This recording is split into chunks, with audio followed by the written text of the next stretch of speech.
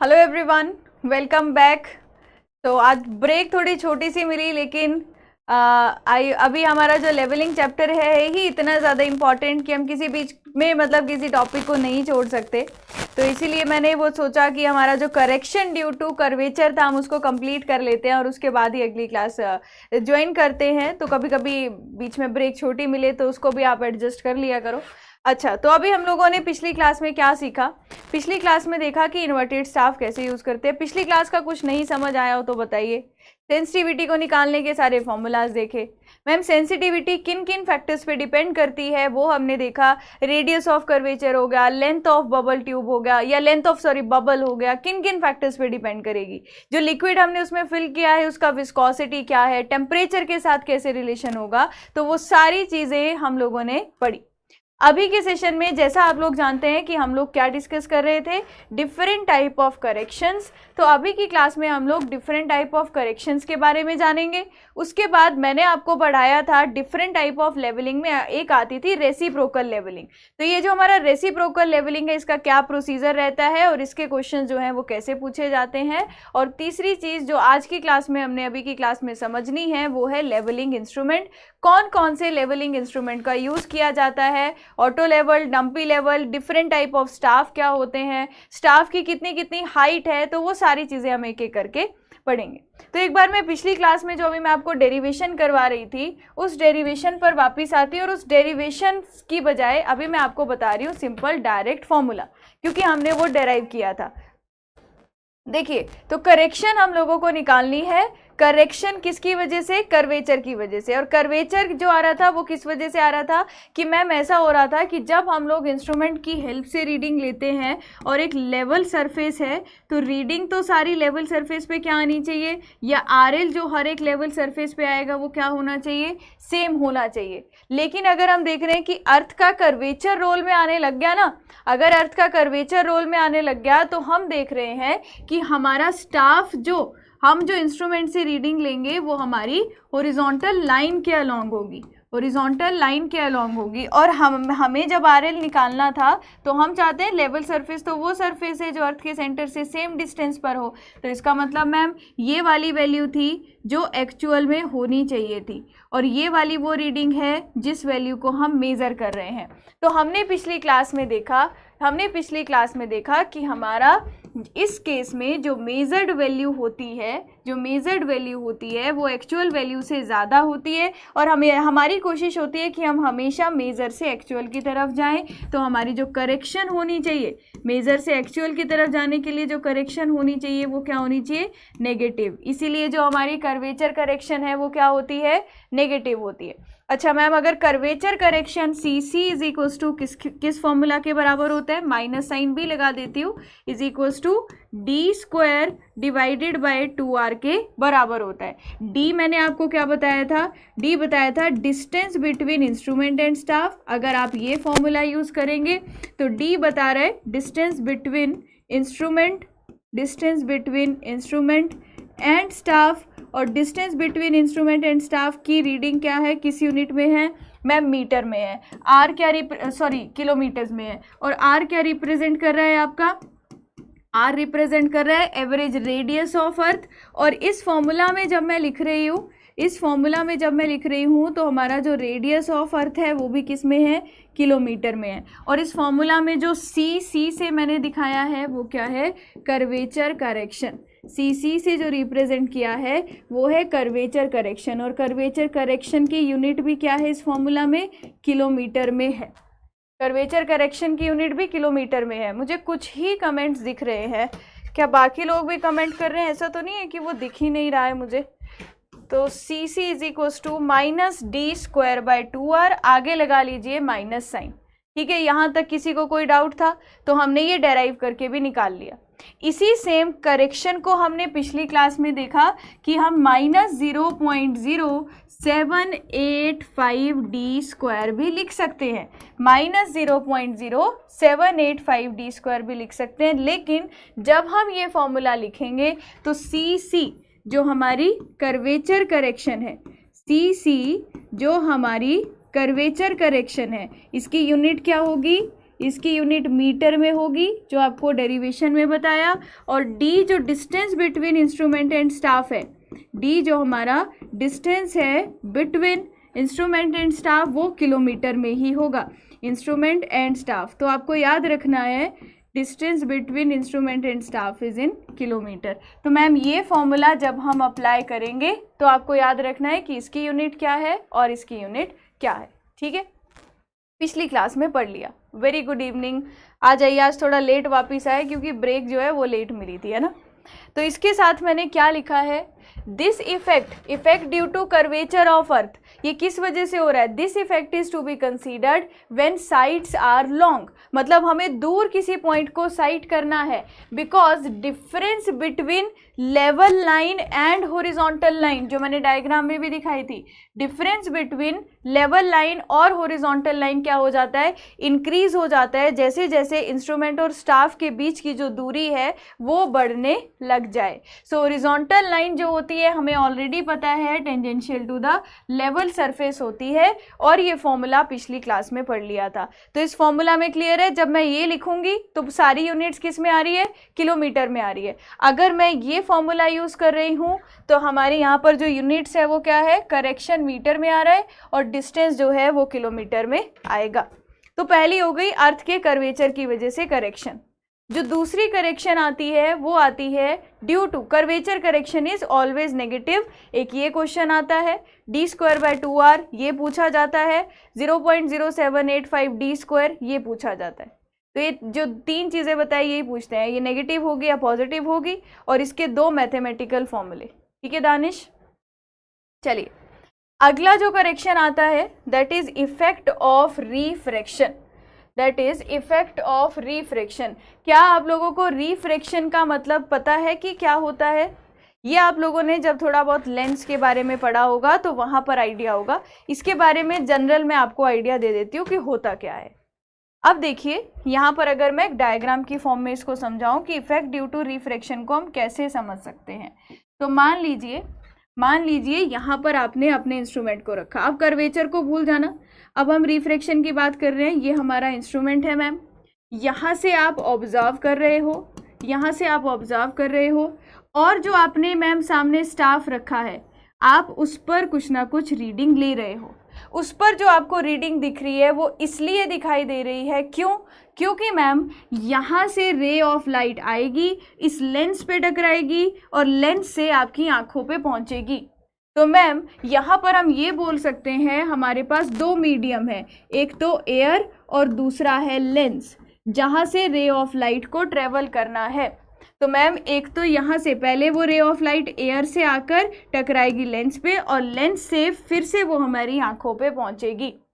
तो अब देखिए ये एक जनरल बताया रिफ्रैक्शन का मतलब क्या। अब देखिए क्या होता है, when a ray of light travel from denser medium to rarer medium, जो हमारे केस में डेंस मीडियम है वो हमारा लेंस है, और जो रेयरर मीडियम है वो एयर है जिसकी डेंसिटी कम होती है। तो लेंस की डेंसिटी कम ज़्यादा होगी तो डेंसर मीडियम, और ये वाला रेयरर मीडियम। जब रे ऑफ लाइट एक मीडियम से दूसरे मीडियम में जाएगी तो आपने पढ़ा होगा कि वो क्या कर जाती है, रिफ्लेक्ट कर जाती है ना। अगर +1 2 में आपने देखा हो, नहीं भी देखा तो कोई ज़्यादा चीज़ें, आप इतना बड़ा कोई बात है नहीं जो आपको नहीं समझ में आएगी। तो मैम अगर एक लाइट इस तरीके से चल रही थी सीधी, जब एक अलग मीडियम में जाएगी तो वो अपने आप सेम डायरेक्शन में ना जाकर एक अलग डायरेक्शन में डिफ्लेक्शन दिखा देती है और अलग डायरेक्शन में रिफ्रैक्ट हो जाती है। इस वजह से हमें यहाँ पर कुछ ना कुछ करेक्शन लगानी पड़ती है। अब मैम करेक्शन कैसी लगानी पड़ती है, तो उस करेक्शन के लिए डायग्राम देखिए। तो आपने सबसे पहले यहाँ पर इंस्ट्रूमेंट बना दिया और आपने सबसे पहले यहाँ पर स्टाफ रख दिया। इस केस में क्या होगा, मेज़र वैल्यू और एक्चुअल वैल्यू के बीच में आपको दिखा रही हूँ। तो हमें मेज़र तो करनी चाहिए थी मैम ये वैल्यू, मेज़र तो करनी चाहिए थी ये वैल्यू, और हम जो मेज़र कर रहे हैं, जो क्योंकि रे ऑफ लाइट क्या हो रही है, अवे फ्रॉम द नॉर्मल। मैं नॉर्मल वाली कहानी पर नहीं जा रही हूँ कि अवे फ्रॉम द नॉर्मल या ये जो भी, तो मैं क्या बोलना चाह रही हूँ, जो एक्चुअल वैल्यू है, रुकिए स्टाफ बना लेते। एक्चुअल में मुझे मेज़र करनी चाहिए थी मैम जो सीधी आ रही थी। अब कर्वेचर को भूल जाना, कर्वेचर एक अलग करेक्शन थी, रिफ्रैक्शन लेंस की वजह से है। तो मैम जब भी हमें मेज़र करना था यहाँ पर ये वाली रीडिंग, बट क्योंकि एक मीडियम से दूसरे मीडियम में जब रे ऑफ लाइट ट्रेवल करती है तो वो इस तरीके से रिफ्रैक्ट होती है कि वो जो हमें रीडिंग दिखा रही है वो मेजर्ड वैल्यू एक्चुअल वैल्यू से कम होती है। ये जो नीचे वाली मैंने रे दिखाई ये रिफ्रैक्टेड लाइट है और इसके साथ में आप कुछ नहीं कर सकती, रिफ्रैक्शन हो रही है मैं इसको कंट्रोल नहीं कर सकती। ये वाली क्या है, रिफ्रैक्टेड रे, और ये वाली जो ऊपर वाली थी ये कौन सी है, जो एक्चुअल में होनी चाहिए थी। तो ये रिफ्रैक्ट हो जाती है, नॉर्मल से अलग डायरेक्शन में बेंड हो जाती है। अगर ऐसा होगा तो क्या मैं बोल सकती हूँ कि मेरा एक्चुअल वैल्यू इस केस में मेजर्ड वैल्यू से ज़्यादा है, एक्चुअल वैल्यू मेजर्ड वैल्यू से ज़्यादा है। मेज़र मुझे जो करना था एक्चुअल में वो ज़्यादा था, तो इसमें करेक्शन क्या होगी, मैं मेज़र वैल्यू से एक्चुअल तक जाने के लिए इसमें कुछ ना कुछ वैल्यू ऐड करनी पड़ेगी। तो इसका मतलब अगर मुझे यहाँ पर करेक्शन निकालनी है, इसका मतलब अगर मुझे यहाँ पर करेक्शन निकालनी है क्या होगी, कम से ज़्यादा में आना है तो करेक्शन क्या होगी, पॉजिटिव। तो एक बात का ध्यान रखना आप इस वाले टॉपिक से कि जो रिफ्रैक्शन करेक्शन होती है वो हमारी पॉजिटिव होती है, और रिफ्रैक्शन करेक्शन और जो रिफ्रैक्शन करेक्शन होती है that is 1/7 of curvature correction.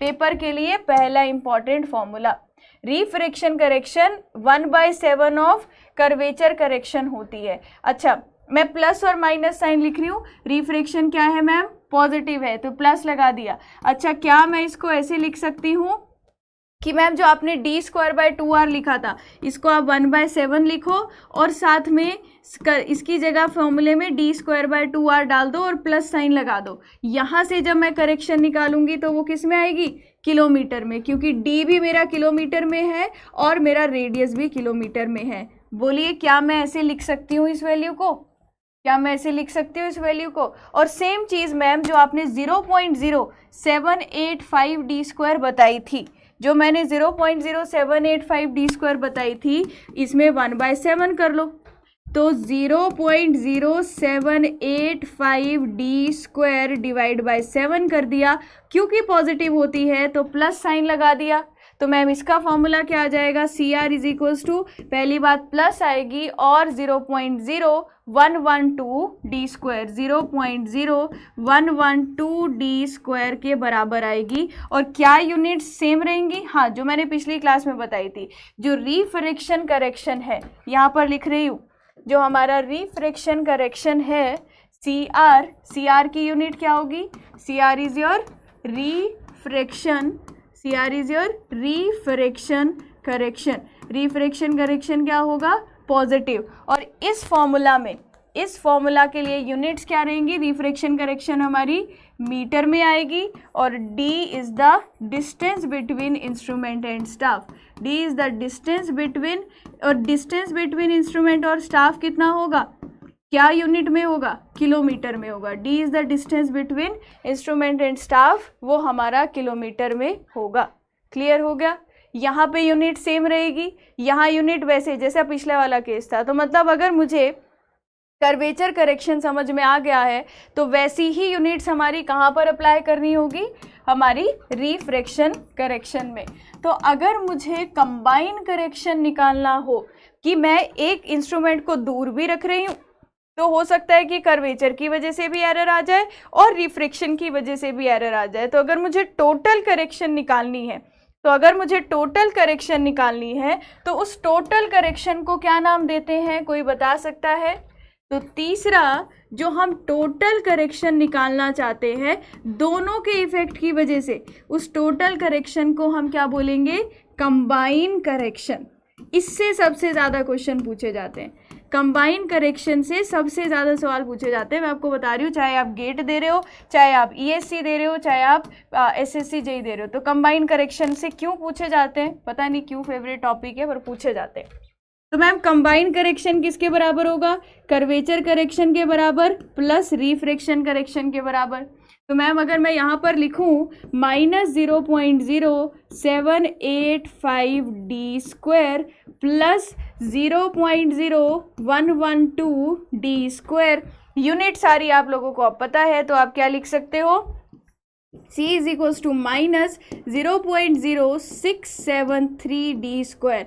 ये अप्रॉक्सीमेट है, लेकिन मैं आपको बता दूं आज की क्लास का one of the most important formula, ऐसा मानकर चलिए जब आप बहुत सारे अलग अलग एग्जाम्स लिखोगे तो वहाँ पर ये बहुत ज़्यादा पूछे जाने वाला टॉपिक है, कंबाइन करेक्शन। कंबाइन करेक्शन में कौन कौन सी करेक्शन कंबाइन हुई है? कर्वेचर करेक्शन भी और रिफ्रैक्शन करेक्शन भी। तो यहाँ पर C क्या होगा? C हो गया कंबाइन करेक्शन। C क्या होगा? कंबाइन करेक्शन, ठीक है। और इसकी यूनिट क्या होगी बताओ? कंबाइन करेक्शन मीटर में होगा। और D सेम चीज़ होगी जो मैं आपको पहले से बताते आ रही हूँ, distance between instrument and staff, distance between instrument और स्टाफ, और इसकी यूनिट क्या होगी? किलोमीटर में होगी। अब आपसे क्वेश्चन क्या पूछा जाता है? अगर डिस्टेंस बिटवीन इंस्ट्रूमेंट और स्टाफ हमारा 2 किलोमीटर है तो कंबाइन करेक्शन मीटर में निकालिए। और आप गलती क्या करते हैं? आप यहाँ तो किलोमीटर पुट कर देंगे, फिर उसको मीटर में कन्वर्ट करते हैं। वो नहीं करना, क्योंकि मैम जब सीधा D को हम यहाँ किलोमीटर में पुट करेंगे तो करेक्शन अपने आप मीटर में निकल कर आ जाएगी। कैसे आएगी? इसीलिए मैंने आपको डेरिवेशन बताई थी। समझ गए? कंबाइन करेक्शन मैथमेटिकल है, इसमें कुछ भी वो नहीं है।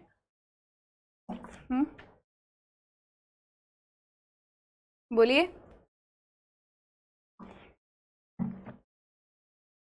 अब यहाँ से अगर थोड़ा सा अच्छे लेवल का कोई सवाल पूछेगा तो मैं आपको बताती हूँ वो क्या पूछ सकता है, जो अभी तक मतलब कम ही पूछा गया है। लेकिन अगर कोई पूछता है तो आपको देखिए क्या करना है। अगर मैं आपको बोलूँ कि मान लीजिए ये एक इंस्ट्रूमेंट था, ये इंस्ट्रूमेंट था, आपने RL एट बेंचमार्क, आंसर अब साथ साथ करोगे आप। RL एट बेंचमार्क कितना था? 100 मीटर था। बैक साइड रीडिंग 2 मीटर थी। बताओ हाइट ऑफ इंस्ट्रूमेंट कितना होगा? बताओ हाइट ऑफ इंस्ट्रूमेंट कितना होगा? जल्दी से आंसर आना चाहिए मुझे कि अगर RL एट बेंचमार्क इज 100 और ये back side reading is 2 metre, height of instrument कितना था? अब मैंने मान लिया ये हमारा स्टेशन A है। स्टेशन A पर जो रीडिंग आई थी वो आई थी मान लीजिए 1 मीटर, और इंस्ट्रूमेंट और स्टाफ के बीच में जो डिस्टेंस है वो है 1 किलोमीटर, ठीक है। ये 1 किलोमीटर है। मुझे ये क्वेश्चन न्यूमेरिकल फॉर्म में उसने लिखा हुआ है, जो चीज़ मैंने यहाँ पर बना दी। तो आपको बोलेगा, आपको अगर बोलता है कि आप कैलकुलेट कीजिए, कैलकुलेट या फिर what is the calculate the correct reading at A station पर करेक्ट रीडिंग कितनी होनी चाहिए, या फिर ए स्टेशन पर आपको ये निकालना है कि RL कितना होगा। करेक्ट रीडिंग एट ए बता दीजिए पहले तो मैम अगर ए पर करेक्ट रीडिंग बतानी है, ए पर करेक्ट रीडिंग दिखानी है तो क्या होगा? तो क्या करेंगे मैम? ये डिस्टेंस बिटवीन इंस्ट्रूमेंट और स्टाफ दिया है तो मैं यहाँ combine correction minus 0.0673 D square लगा दूंगी। तो करेक्शन मेरे पास D की वैल्यू 1 किलोमीटर है, D की वैल्यू 1 किलोमीटर है, तो माइनस 0.0673 मीटर आ जाएगी। क्या ये करेक्ट बोला मैंने? क्या ये करेक्ट बोला कि करेक्शन मेरी इतनी आ जाएगी? बोलो। तो मैम डिस्टेंस सीधा किलोमीटर में था, जब डिस्टेंस किलोमीटर में था तो सीधी ये करेक्शन जो निकल कर आई वो 1 किलोमीटर आई। अब मैम अगर करेक्ट रीडिंग वो मुझसे पूछता है, करेक्ट रीडिंग कितनी होगी, तो मैं रीडिंग करेक्ट कितनी बताऊंगी? पहले कितनी रीडिंग थी? 1 मीटर, उसमें करेक्शन लगा दो, कंबाइन करेक्शन। अब प्लस है या माइनस अपने आप एडजस्ट हो जाएगा। तो मैम इसका मतलब 1 मीटर प्लस माइनस 0.0673, ये आफ्टर करेक्शन आपके पास रीडिंग निकल कर आएगी। तो ये आ जाएगी हमारे पास 1 माइनस 0.0673। अगर ज़्यादा लेवल का पूछेगा सवाल तो ऐसा पूछ सकता है। तो 0.0932 आ रहा है ये, बताइए। तो करेक्ट रीडिंग निकाल लोगे। तो अगर कोई क्वेश्चन में मुझसे पूछता है कि डिस्टेंस बिटवीन इंस्ट्रूमेंट और स्टाफ हमें दिया हुआ है और रीडिंग बताइए, अब यहाँ से जो आंसर आएगा, यहाँ से जो आंसर आएगा वो ऑब्वियस सी बात है मीटर में आएगा। तो 1 मीटर माइनस 0.0673, ये 100 कैसे हो सकता है गौतम नीलू? अच्छा RL नहीं, रीडिंग बताइए पहले। तो ये आ रहा है 932.7 इंटू 10⁻³ मीटर। अब मुझे मैम अगर RL निकालना था तो मैं क्या लिखूंगी? RL एट ए। जिसने पिछली क्लास मिस कर दी है आप RL वाला क्लास देख लेना और बेटर क्लियर हो जाएगा, is equals to 100 plus back side reading height of instrument. अब इस पूरी ये क्या आ गया, हाइट ऑफ इंस्ट्रूमेंट, इसमें किसको माइनस करूंगी मैं, फाइनल रीडिंग को। फाइनल रीडिंग मेरी कितनी है, ये आ गया 932.7 इंटू 10⁻³ मतलब 0.932। तो RL at A height of instrument, अब ये गलती नहीं करना, पहले मैंने रीडिंग को करेक्ट किया, तो ये हमारी वैल्यू कितनी आ गई, हाइट ऑफ इंस्ट्रूमेंट 102 माइनस 932.7, ये कितनी आंसर आ रहा है, आपने 101.0673 यही बताया था। हाँ, अब गलती की है आप में से कुछ लोगों ने, तो 0.927 आ रहा है, मैंने गलत किया है क्या, 1 माइनस 0.0673, 932 ही तो आ रहा है, 932 ही आ रहा है। इसके बाद क्या करना था, हाइट ऑफ इंस्ट्रूमेंट कितना आ गया 102 मीटर माइनस 0.9327, यही आएगा ना मैम। हाइट ऑफ इंस्ट्रूमेंट में से करेक्ट रीडिंग को माइनस कर दो, यहाँ पे RL मिल जाएगा, कोई तो सही आंसर बता दो। तो ये मैम 102 माइनस 0.9327 101.0673 आएगा। 101 ये मैंने आपको ऐसे बता दिया कि अगर पूछता है तो 101 कितना था 0673 मीटर। तो मुझे सबसे पहले क्या करना है मैम, ये करेक्शन लगानी है, किसमें, इस रीडिंग में। तो मैंने क्या देखा कि correction, total correction 0.0673 d square होता है, डिस्टेंस बिटवीन इंस्ट्रूमेंट और स्टाफ 1 किलोमीटर है, 1 किलोमीटर पुट किया, करेक्शन आ गई, किस यूनिट में आई मैम, यहाँ से मीटर में आ गई। अब 1 मीटर में इस करेक्शन को अप्लाई किया तो 1 में माइनस ही करेंगे क्योंकि नेगेटिव है, तो एक्चुअल रीडिंग हमारी इतनी होनी चाहिए थी। तो जब मैं रीडिंग लूंगी, अब RL क्या है, ए स्टेशन पर 100 है, बेंचमार्क 102, तो ये हाइट ऑफ इंस्ट्रूमेंट कितनी है 102 मीटर, 102 में माइनस करेंगे एक्चुअल रीडिंग, आपके पास आंसर आ जाएगा। ठीक है, क्लियर है क्या, आ गया आपके पास 101.067 आ जाएगा, आप इसको बाद में सॉल्व कर लेना। तो मैं आपको इस क्वेश्चन की हेल्प से सिर्फ ये समझाना चाह रही हूँ कि अगर इस टॉपिक से न्यूमेरिकल आता भी है तो आपको करेक्शन मतलब इस तरीके से अप्लाई करनी है किसी भी रीडिंग में। तो कंबाइन करेक्शन समझ में आ गया, कर्वेचर करेक्शन समझ में आ गया और रिफ्रैक्शन करेक्शन समझ में आ गया। तो ये क्वेश्चन तो आपके ESC में भी आया हुआ है कि combine correction due to curvature and refraction for the distance of 1 kilometre on earth surface is, क्या आंसर होगा इसका। अब ये अगर मेरे को ऑब्जेक्टिव क्वेश्चन पूछ लेता है तो इसका आंसर क्या करोगे, आंसर इज 0.0673 मीटर, क्योंकि D कितना है 1 किलोमीटर, सीधा सीधा 1 किलोमीटर वैल्यू पुट करी तो आंसर आ जाएगा। D की वैल्यू कितनी पुट करी मैम, 1 किलोमीटर पुट करी, आंसर मेरे पास मीटर में आ जाएगा। तो ये बहुत बार स्टेट एग्जाम्स में आया हुआ है, उन्होंने नेगेटिव में अगर ऑप्शन दिया है तो बहुत अच्छा है, माइनस में होती है सबको पता है, अगर माइनस में नहीं दिया हुआ है तो आपको आंसर 0.0673 मार्क करके आना है। इसी टॉपिक से जुड़ा हुआ मैंने आपको डेरिवेशन इसलिए बताई थी कर्वेचर करेक्शन और वो वाली, ताकि मैं यहाँ पर एक पॉइंट आपको समझा सकूं। अब इसी टॉपिक से लिंक है एक हमारा और टॉपिक जो बहुत से लोगों को बहुत बार समझ में नहीं आता है।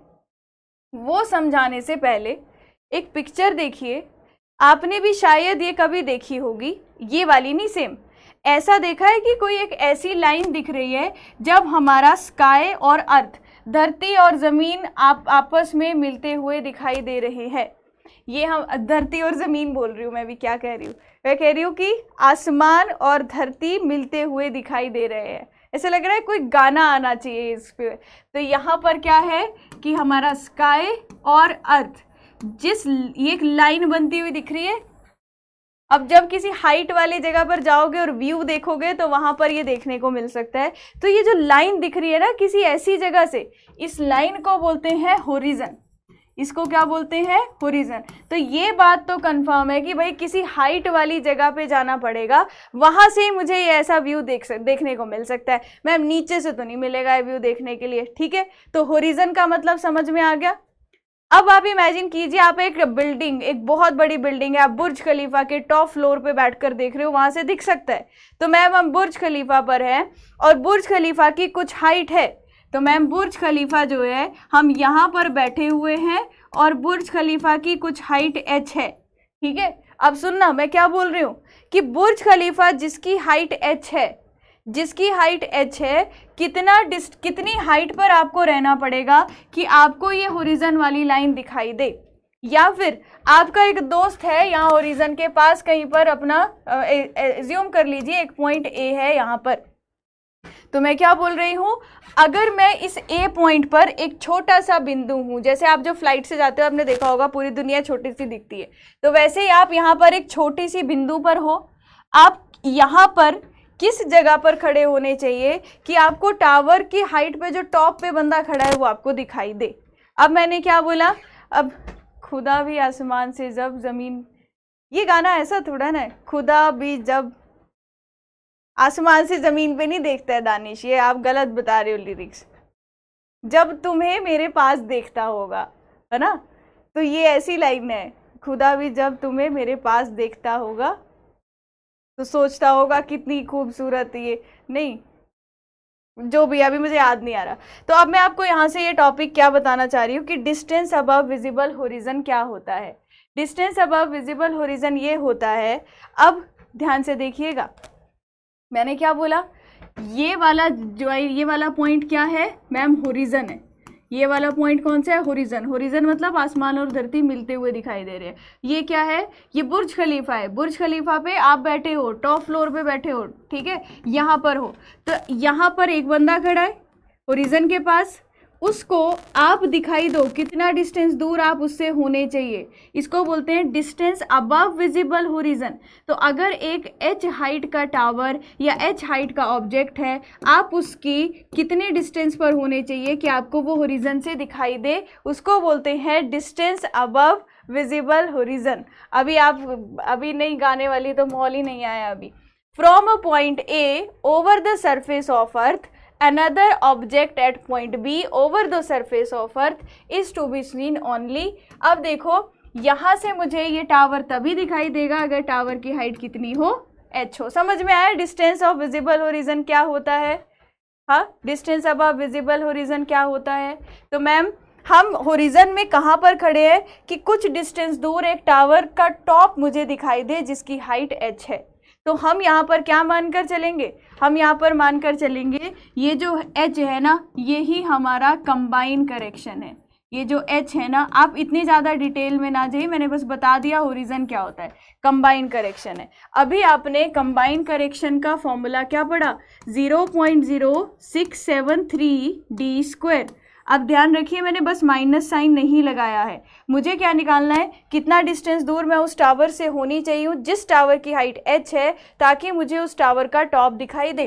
तो मैम यहाँ पर क्या करना है, आप उस h वाली हाइट वाले टावर की जगह कंबाइन करेक्शन लिख लो। तो h क्या आ गया, combine correction 0.0673 d square. d क्या है, डिस्टेंस बिटवीन इंस्ट्रूमेंट और टावर, तो d क्या आ जाएगा यहाँ से, under root of h upon 0.0673। तो मैम d की यूनिट क्या होती थी, पीछे जब हमने पढ़ा था, करेक्शन हमारी मीटर में आती थी और डिस्टेंस हमारा किलोमीटर में होता था। यहाँ भी डिस्टेंस हमारा किलोमीटर में होगा और करेक्शन मतलब हाइट जो है वो हमारी मीटर में होगी। इसको और सिंप्लीफाई करके याद करूँगी क्योंकि ऑब्जेक्टिव में वही काम आता है। तो ये क्या आएगा, 3 पॉइंट, मुझे पता नहीं आप मेरे पीछे से क्या लिख रहे हो, ठीक है, अब मैं देख नहीं पा रही हूँ, मैंने आपको पहले भी बताया मेरे पास ऐसी शक्ति नहीं है कि मैं ऐसे लिखते लिखते भी देख लूँ आपके कमेंट। अच्छा ये नहीं है, नहीं तो मैं तो परेशान हो जाती है आप क्या क्या लिख रहे हो। तो 3.85 जब मैं 1/0.0673 करूँगी तो ये 3.85 के आसपास आता है। मैं चेक भी कर लेती हूँ एक बार, 1/0.0673 निकालूंगी तो ये 3.85 के आसपास आता है, 3.85 अंडर रूट h। तो अगर मुझे बोला है डिस्टेंस ऑफ विजिबल होरिजन निकालो, तो यहाँ पर स्मॉल d क्या रिप्रेजेंट कर रहा है, स्मॉल d बता रहा है distance of, small d is distance of visible horizon. Visible horizon. और h क्या बता रहा है, h is the height of object. ये डिस्टेंस किस यूनिट में होगा, किलोमीटर में होगा। और ये h क्या बता रहा है, h is the height of object. Height of object किस यूनिट में होगी, हाइट ऑफ ऑब्जेक्ट मैम ये हमारी मीटर्स में होगी। ठीक है, तो अब अगर मेरे को सवाल पूछा गया कि किसी ऑब्जेक्ट की हाइट 100 मीटर है, what is the distance above visible horizon, बताइए, क्योंकि स्टेट में आया हुआ है। अगर किसी टावर की हाइट 100 मीटर है, कितना डिस्टेंस दूर आप उससे होने चाहिए कि आपको उस टावर का टॉप दिखाई दे। सीधा सीधा आंसर क्या कर दोगे, 3.85 अंडर रूट 100। तो 3.85 अंडर रूट 100 मतलब 10, तो 3.85 इंटू 10 कर देंगे, 38.5 जो है वो आंसर आ जाएगा। क्लियर हो गया, डिस्टेंस ऑफ विजिबल होरिजन। तो मैम एक तो इस तरीके का फॉर्मूला आता है, और मैं आपको क्वेश्चन का एग्जाम्पल भी लेकर आई हूँ कि कैसा पूछा जाता है, और वहाँ कन्फ्यूज़न भी रहती है, अभी नहीं रहेगी। अब देखिए इसमें क्या था, आप इस पॉइंट पे खड़े थे और दूर एक h हाइट वाले ऑब्जेक्ट को देख रहे थे कि वो कितना डिस्टेंस दूर हो कि आपको वो दिखाई दे। अब मान लीजिए आप एक ऐसी जगह पर हो, अब आप मान लीजिए एक ऐसी जगह पर हो कि ये एक लेवल सरफेस है, ये एक लेवल सरफेस है। अब आप लेवल सरफेस है, ये शिप मैंने इसलिए बनाई है क्योंकि 90% या 98% मैं बोलूँ ये वाले टाइप का सवाल इसी तरीके से पूछा जाता है। क्या है, देखो ध्यान से, आप एक शिप पर हो, एक लेवल सरफेस है ये, आप एक शिप पर हो, आप यहाँ पर बैठे हो, आप यहाँ पर ऑब्जर्वर है, तो ऑब्जर्वर की आई का level from mean sea level जो है वो HS दिया हुआ है। अब एक सामने एक टावर है जो मीन सी लेवल से HL हाइट पर है। क्या बोला, एक ऑब्जर्वर है, एक ऑब्जर्वर जो शिप पे बैठा है और शिप पर बैठ के देख रहा है, तो शिप से उसको सामने एक टावर दिखाई दे रहा है जिस टावर की हाइट h है। तो शिप पे बैठा हुआ बंदा कितना डिस्टेंस दूर होना चाहिए कि उसको टावर दिखाई दे। तो ऐसा अगर कोई सवाल आता है, अभी गाने वाली चीज़ से साइड आ जाओ और वापस आ जाओ ज़रा, ठीक है। तो मैम अगर ऐसा कोई क्वेश्चन आता है तो इसमें क्या करना है, ये वाला डिस्टेंस D1 मान लेना है, ये वाला डिस्टेंस D2 मान लेना है। जो आपने फॉर्मूला अभी यूज़ किया था सेम फॉर्मूले से D1 निकाल लो, 3.85 अंडर रूट HS लिख लिया। ये क्या है, height of observer I. HS क्या बता रहा है, HS क्या बता रहा है, height of observer eye from mean sea level. Height of observer eye from mean sea level. अच्छा, दूसरा डिस्टेंस भी कैसे निकाल लो मैम, सेम फॉर्मूला लगा के, 3.85 under root of HL। HL क्या बता रहा है, HL बता रहा है हमारा हाइट ऑफ टावर। HL बता रहा है height of tower above mean sea level. और यहाँ पर मैम H1 और H2 की वैल्यूज़ हमारी मीटर्स में है। तो अगर मुझे ऐसा कोई सवाल आएगा तो D1 प्लस D2 कितना बन जाएगा, 3.85, ये आया नहीं है वैसे कभी, under root H1 plus under root H2। तो ये डिस्टेंस अबव विजिबल होरिजन, अगर ऐसा मैं क्वेश्चन का टाइप लेकर आई हूँ वो मैं आपको समझाऊंगी, ठीक है। बोलिए।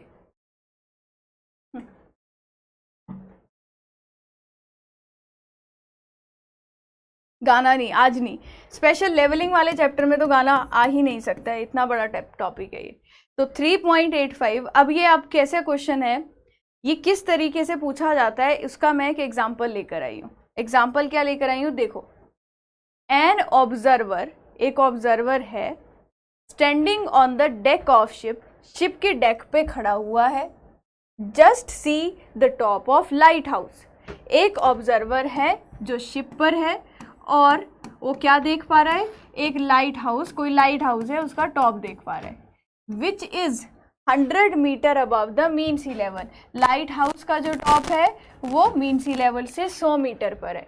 अगर height of observer eye, above the mean sea level. अब height of observer eye above the mean sea level कितना है, 8 मीटर है। तो डिस्टेंस बिटवीन ऑब्जर्वर और लाइट हाउस बताओ। यही सवाल है जो आपको ईएससी में मिलेगा, गेट में मिलेगा, एसएससी में मिलेगा या स्टेट में मिलेगा, यही सवाल।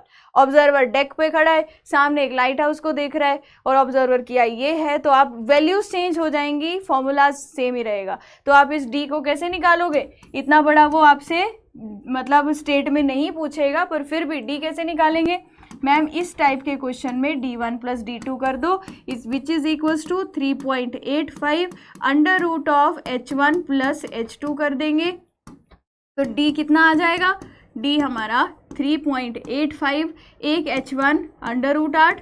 क्योंकि हमारे पास कैलकुलेटर नहीं होता, इतने सारे रूट हम नहीं निकाल सकते, तो कम है इस टाइप के क्वेश्चन के आने के चांस। तो यहाँ से आप d की वैल्यू निकाल लो जितना भी आंसर आ रहा है, ठीक है। तो 49.39, कुछ लोग 45 बता रहे हो, तो अंडर रूट 8 को अंडर रूट 8 की वैल्यू लेने पे डिपेंड कर रहा होगा ना। ये अंडर रूट 8, अच्छा ये 10 नहीं आएगा, ये 100 आएगा, ये 10 नहीं आएगा, ये 100 आएगा। 49. जो भी आ रही है 49.39 मैंने लिखा नहीं है, तो जो भी वैल्यू आएगी वो इस तरीके से आ गई, ठीक है। अगर इसी क्वेश्चन में आपको ऑब्जर्वर की आई का लेवल 8 मीटर नहीं दिया होता और सेम डिस्टेंस पूछा होता, अगर सेम डिस्टेंस पूछा होता और आपको height of observer h1 is 8 metre not given, अगर ये कंडीशन होती, if it is not given कि ऑब्जर्वर की आई का भी कुछ लेवल है, तो डिस्टेंस सीधा निकाल लीजिए, 3.85 अंडर रूट 100 कर दीजिए, तो उस केस में आंसर क्या होता, 38.5 metre. If h is not, मतलब अगर क्या बोलेंगे, if height of observer eye, if height of observer eye, if height of observer eye is not given, तो अगर height of observer eye is not given तो 38.5 हो जाता, ठीक है। क्लियर होगा, बस ऑब्जर्वर आई दिए तो ये लगा देना, अगर नहीं दिया होगा तो आप यहाँ पर ये लगा देना। क्लियर होगा, किलोमीटर, ये डिस्टेंस किस में आ गया, किलोमीटर में आ गया। तो ये एक छोटा सा टॉपिक है, इससे बहुत फेमस नहीं है, बहुत क्वेश्चंस नहीं आते हैं, लेकिन जितने क्वेश्चंस अभी तक वेरियस एग्जाम में आए हैं वो यहाँ से आए हैं। आपके एसएससी जेईई और आपके स्टेट एग्जाम के लिए आपको तीनों करेक्शंस के फॉर्मूला याद रखने हैं, कौन सी पॉजिटिव है कौन सी नेगेटिव है ये याद रखना है, बस यही आपको पेपर के लिए पढ़ना है। मैं सच बता रही हूँ, वहीं से ही सवाल आते हैं, ये तो ज़्यादा लेवल हो जाता है क्योंकि यहाँ से ईएससी में आए हैं, गेट में आए हैं, ठीक है। तो आप लेट आए ना गणेश, फिर कैसे आएगा, तो लेट आए तो इसमें अब मेरी गलती नहीं है, आपको टाइम से आना चाहिए था। अब मैं सारा रिपीट कराऊंगी तो उसमें टाइम चला जाएगा, तो पूरे 8 बजे क्लास स्टार्ट हो चुकी थी, है ना। अब मैं उसको आप रिकॉर्डेड देखना, नहीं समझ आता है तो मुझसे पूछना, और क्योंकि मैं अभी आगे वाले टॉपिक करवाऊंगी तो उस पे साथ में जुड़े रहना, वो समझ आ जाएंगे। अगर वो नहीं आता तो कल की क्लास में पूछ लेना समझ, रिकॉर्डिंग के बाद भी।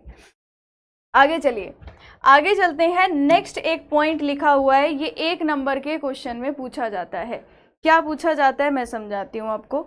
अब मैम हमने करेक्शन पढ़ी, कर्वेचर करेक्शन, रिफ्रैक्शन करेक्शन, मतलब जब हम दूर कोई डिस्टेंस पर हम ये ले रहे होंगे, कोई रीडिंग ले रहे होंगे, तो हमें इन करेक्शन को अप्लाई करना पड़ेगा क्योंकि एरर आ जाता होगा। अब यहाँ पर एक नोट करके एक छोटा सा पॉइंट है, पेपर में सीधी सीधी लाइन आती है, पेपर में सीधी सीधी लाइन आती है। In case of longer sight, error due to curvature of earth and refraction can be eliminated by keeping the instrument at equal distance from station where backside and foresight is taken. अब मैं चाहती हूँ कि मेरे को अब बार बार हर जगह station पर करेक्शन ना लगानी पड़े, तो हमारे पास एक छोटा सा ट्रिक होता है। हम क्या कर सकते हैं, हम क्या कर सकते हैं, ध्यान से देखिए।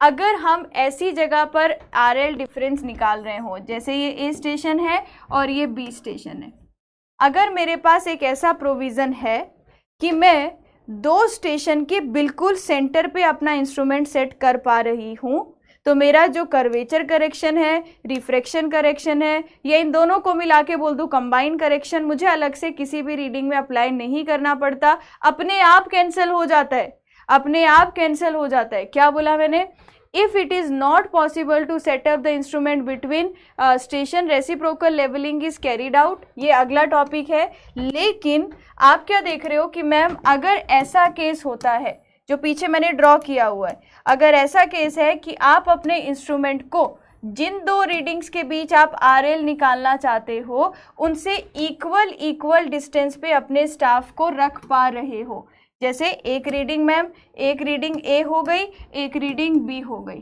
ठीक है, एक रीडिंग ए हो गई, बी हो गई। अब मुझे बताना जो हमारा कंबाइंड करेक्शन है, कंबाइंड करेक्शन क्या ये नेगेटिव है? और ma'am correction, combined correction negative होने का मतलब क्या होता है? मेजर वैल्यू जो होगी वो हमारी एक्चुअल वैल्यू से कम होगी, क्योंकि मेजर से एक्चुअल जब जाना होगा तो हमारी जो करेक्शन, क्योंकि हमेशा मेजर से एक्चुअल पर जाना होगा, तो अगर जाने के लिए आपको वैल्यू माइनस करनी पड़ रही है तो क्या मेजर वैल्यू एक्चुअल से ज़्यादा होगी? बिल्कुल, क्योंकि ज़्यादा वैल्यू है, ज़्यादा से कम में जाना है, तभी ये कंबाइंड करेक्शन नेगेटिव आई होगी ना। अब ध्यान से सुनिए, अगर मैं ऐसा कर पा रही हूँ ग्राउंड पर कि बिल्कुल बीच में, बिल्कुल इंटरमीडिएट पॉइंट पर अपने इंस्ट्रूमेंट को सेट कर पा रही हूँ, तो मुझे कोई भी करेक्शन अप्लाई नहीं करनी पड़ती, वो अपने आप एलिमिनेट हो जाती है। अब अपने आप कैसे एलिमिनेट होती है? अगर मैं यहाँ पर मैम ये लाइन ऑफ साइट दिखा दूँ, इस डायरेक्शन में भी लाइन ऑफ साइट दिखा दूँ, ये पहला इंस्ट्रूमेंट को रखा है, ये दूसरा इंस्ट्रूमेंट को रखा है, ठीक है। अब मैंने क्या बोला, जो हम मेजर कर पा रहे हैं वो वैल्यू ये दिखा दी, क्योंकि कंबाइंड करेक्शन क्या है? नेगेटिव। मेजर वैल्यू ऊपर दिखा दी, जो एक्चुअल है वो ये आ गई, जो मेजर्ड वैल्यू है वो ये दिखा दी, एक्चुअल वैल्यू ये दिखा दी। किस बेसिस पे? इस करेक्शन के बेसिस पे। अगर ये सेम डिस्टेंस पर है तो मैम यहाँ से यहाँ तक का डिस्टेंस और यहाँ से यहाँ तक का डिस्टेंस क्या होगा? बराबर होगा। और मैम यहाँ पर जो अल्फा बनेगा और यहाँ पर जो अल्फा बनेगा वो भी क्या बनेगा? सेम बनेगा। तो मैम जब हम यहाँ पर रीडिंग लेंगे, हाँ ये स्टाफ है, और यहाँ पर भी रीडिंग लेंगे, तो हम ये बोल सकते हैं कि ये मेरा एरर E1 हो गया, और मैम ये वाला जो एरर है ये हमारा E2 हो गया। बोल सकते हैं क्या ये हम ऐसा कह सकते हैं कि एरर E1 और E2 हो गए? बोलिए। अगर मैम ये एरर E1 और E2 है, मुझे ये निकालना था A और B में RL का डिफरेंस कितना है, तो मैंने A वाली रीडिंग को अगर B वाली रीडिंग से माइनस कर देती हूँ। देखो मेरे को ये निकालना है A और B में कितना हाइट का डिफरेंस है, difference in RL between A and B। A और B में ये निकालना है कि हाइट का डिफरेंस कितना है, तो मैम एक रीडिंग को दूसरी से माइनस कर दो। कैसे? ये सिंपल देख लो कि जब आप मैम यहाँ पर रीडिंग लेते हो 1 मीटर, यहाँ रीडिंग लेते हो 2 मीटर, दोनों में कितना हाइट का डिफरेंस है, कैसे निकालेंगे? 1 में से 2 को माइनस कर दो, पता चल जाएगा। तो वैसे यहाँ पर भी माइनस कर सकते हैं। तो मैम इस वाली जो आपने मेज़र की है रीडिंग को, इसको A1 मान लो, इस वाली रीडिंग को आप A2 मान लो। तो मान लो आपने इस रीडिंग को इससे माइनस कर दिया, तो ये बन गई A1 माइनस E1 जो एक्चुअल होनी चाहिए थी, माइनस दूसरी बन गई मैम A2 माइनस E2। अब एक काम करते हैं, A1 माइनस E2 को एक साथ लिख दीजिए, और जब ब्रैकेट ओपन करेंगे ये माइनस है और ये प्लस हो जाएगा, एरर कैंसिल हो जाएगा। ये डेरिवेशन की ज़रूरत नहीं है, ये आपको सिर्फ अंडरस्टैंडिंग के लिए बताया कि अगर आप इंस्ट्रूमेंट को सेंटर पे रख पा रहे हो, इस तरफ और इस तरफ एरर तो सेम होगा क्योंकि इंस्ट्रूमेंट सेंटर पे है। तो मैम जब इंस्ट्रूमेंट सेंटर पे होगा तो हमें कोई भी करेक्शन को अप्लाई नहीं करना पड़ेगा। There is no need to apply combined correction या any type of correction. Clear हुआ ये वाला पॉइंट? बोलिए, क्लियर हो गया? E1 और E2 बराबर होंगे ना। E1 यहाँ से निकालिए, कितना आएगा? E1 हमारे पास ऐसे निकाल लोगे आप, टेंजेंट अल्फा 1, अल्फा 1 मान लो। अल्फा और अल्फा तो सेम होंगे ना जब ये सेम डिस्टेंस पर होंगे, सेम डिस्टेंस पर है, सेम डिस्टेंस पर है D1 और D2। तो अगर डिस्टेंस सेम है तो जो कंबाइंड करेक्शन है, मेजर्ड वैल्यू और एक्चुअल वैल्यू में डिफरेंस भी तो सेम होगा। जब D और D ही सेम आ गया तो 0.0673D² सेम नहीं आएगा। तो मैम यहाँ tan अल्फा क्या आ जाएगा? परपेंडिकुलर अपॉन B1, और यहाँ पर tan अल्फा 2 क्या आ जाएगा? Perpendicular upon B2। ये सेम है, ये सेम है, E1 सेम है, E2 सेम है। जब सेम डिस्टेंस पे रखोगे एरर भी सेम आएगा, अल्फा भी सेम आएगा, तो ये कैंसिल हो जाएंगे, सब सेम होगा। ये तभी हो पाएगा अगर यहाँ इंस्ट्रूमेंट है, एक रीडिंग यहाँ ले रही हूँ, एक रीडिंग यहाँ ले रही हूँ, एक रीडिंग यहाँ आ रही है, एक रीडिंग यहाँ आ रही है, बिल्कुल सेंटर पे है और लेवल है, ठीक है। तो एरर जो होगा वो सेम होगा। अगर आप ऐसा कर पा रहे हो एक लेवल ग्राउंड में, मतलब अप्रॉक्सीमेटली वो सीधा ही ग्राउंड है, तो आपको वहाँ पर करेक्शन लगाने की ज़रूरत नहीं पड़ती अगर आप इंस्ट्रूमेंट को सेंटर पे सेट कर पा रहे हो। तो इस बात का ध्यान रखिएगा, ठीक है। तो in case of longer side due to curvature of earth and refraction can be eliminated by keeping the instrument station at equal distance from the station where back side और फोर साइड। तो एक reading मान low back side है, एक reading मान लो four side, मतलब ये angle जो अल्फा आएगा वो सेम आएगा, ठीक है। अब आगे बात करते हैं, ये बस नोट करके ध्यान रखना कि आप इस एरर को अप्लाई करने की ज़रूरत नहीं पड़ती है। अब जल्दी से आंसर कर दो, रेसिप्रोकल लेवलिंग डायरेक्ट लेवलिंग होता है या इनडायरेक्ट लेवलिंग होता है? दानिश क्लियर हो गया? रेसिप्रोकल लेवलिंग डायरेक्ट होती है या इनडायरेक्ट होती है?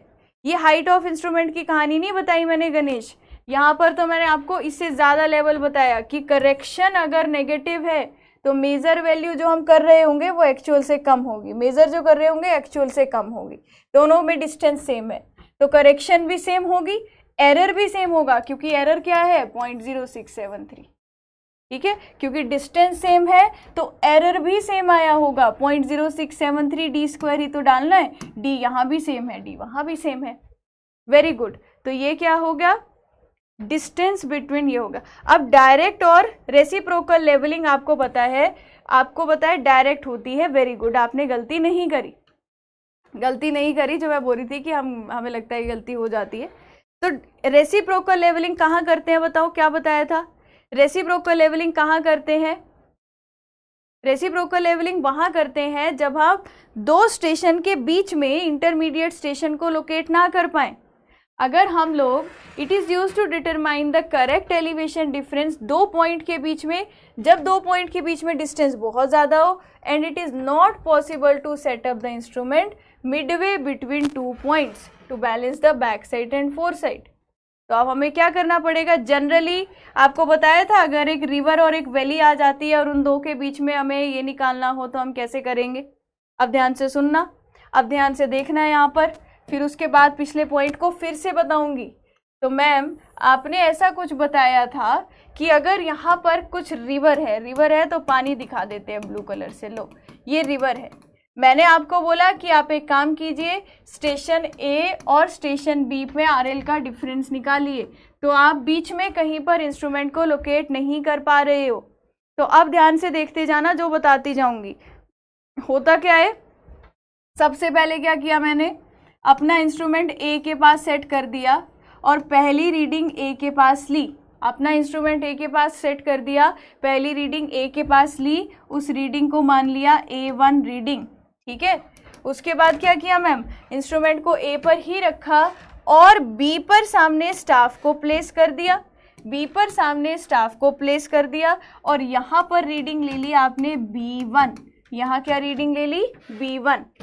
तो सबसे पहले मैम अगर बीच में कोई रिवर आ जाती है या ऑब्स्ट्रक्शन आ जाती है तब हम लोग रेसिप्रोकल लेवलिंग करते हैं।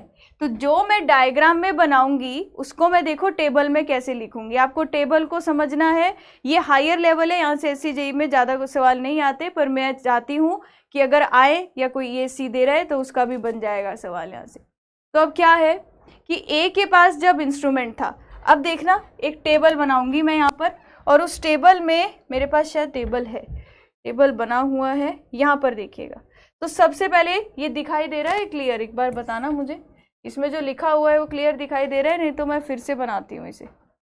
इंस्ट्रूमेंट नियर ए, सबसे पहले क्या लिखा है? जब इंस्ट्रूमेंट ए के पास है, तो मैं यहाँ पर लिख देती हूँ, ये हमारी क्या है? Reading at. ये क्या है? Reading at. इसको फिर से बना लेते हैं, इतना क्या करना है, फिर से बना लेते हैं। देखो कुछ नहीं है, आपको ज़्यादा बेटर ही समझ में आएगा, ज़्यादा अच्छा है कि मैं फिर से बना दूँ, ठीक है। आप देखना कि मैं इस टेबल में वैल्यूज़ को कैसे फिल कर रही हूँ। अगर आप ये समझ गए तो आपको कोई भी डाउट नहीं आएगा, अगर आप ये टेबल समझ गए इस टाइप में, ठीक है। अब देखना क्या किया, क्या सबसे पहले इंस्ट्रूमेंट ए के पास था? क्या सबसे पहले इंस्ट्रूमेंट ए के पास था, बताओ। तो यहाँ पर मैम आप बोल सकते हो इंस्ट्रूमेंट नियर ए, इंस्ट्रूमेंट नियर ए के पास था। तो मैंने यहाँ पर क्या लिखा, पहले कॉलम में इंस्ट्रूमेंट, सबसे पहले लिखा इंस्ट्रूमेंट नियर ए। जब ए के पास था तो ए पर कितनी रीडिंग थी और बी पर कितनी रीडिंग थी, ध्यान से देखना। जब मैम इंस्ट्रूमेंट ए के पास था तो ए पर रीडिंग थी A1, बी पर रीडिंग थी B1। तो ए पर रीडिंग थी A1 और बी पर रीडिंग थी B1। कोई डाउट किसी को, बोलिए। ए पर रीडिंग थी A1 और बी पर रीडिंग थी B1।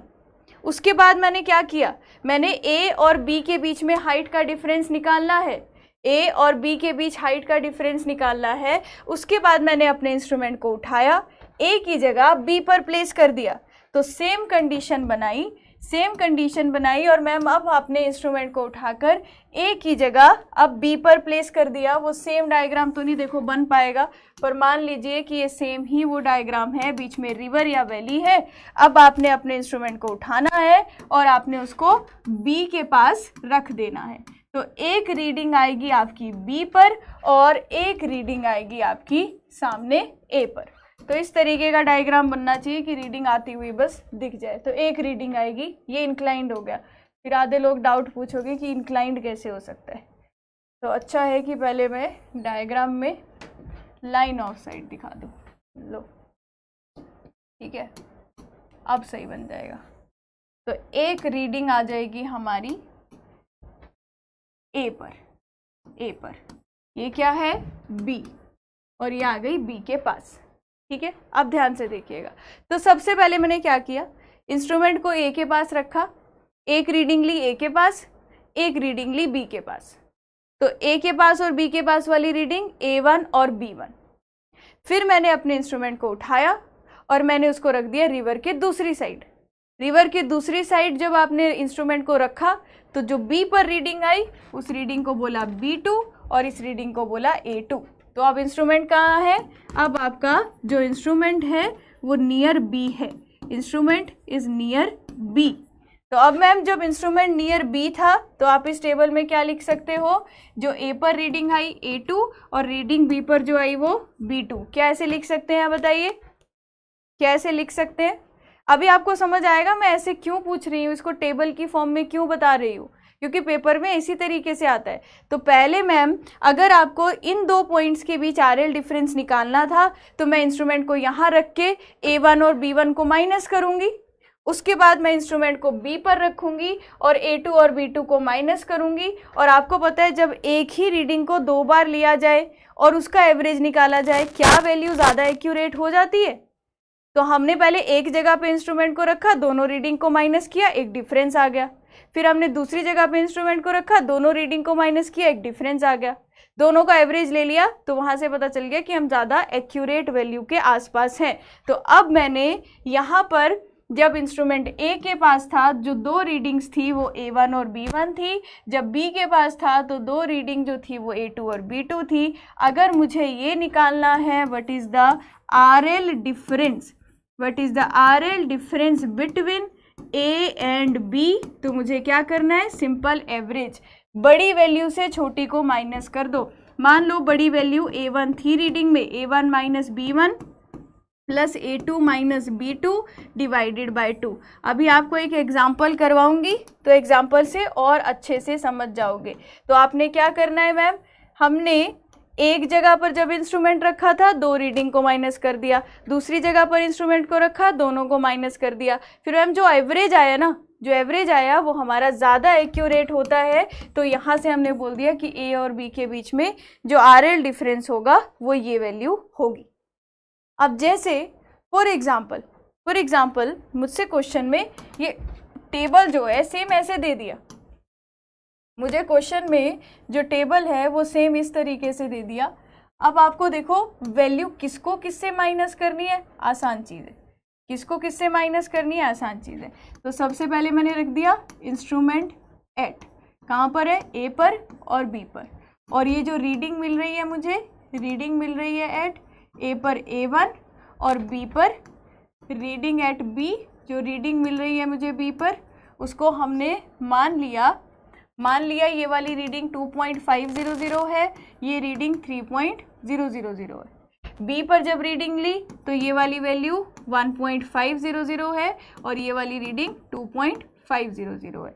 इस तरीके से आपको रीडिंग लिखी हुई मिलती है और बोलते हैं कि आरएल डिफरेंस निकालो कितना होगा। तो क्या करना है मैम, इस टेबल का मतलब है कि पहले इसने इंस्ट्रूमेंट को ए के पास रखा। इस टेबल का मतलब है कि पहले इसने इंस्ट्रूमेंट को ए के पास रखा और उसने जो दो रीडिंग्स निकाली वो A1 और B1 ये निकाल ली। फिर बी के पास रखा, उसने दो रीडिंग जो ली वो A2 और B2 ये ले ली। अब क्या करना है मैम, हमें पता है कि सीधा एवरेज ही लेना होता है। तो जब मैं आरएल डिफरेंस निकालती हूँ तो सीधा मैम एवरेज ले लो। एवरेज लेने के लिए क्या करेंगे, बड़ी वैल्यू से छोटी को माइनस कर दो।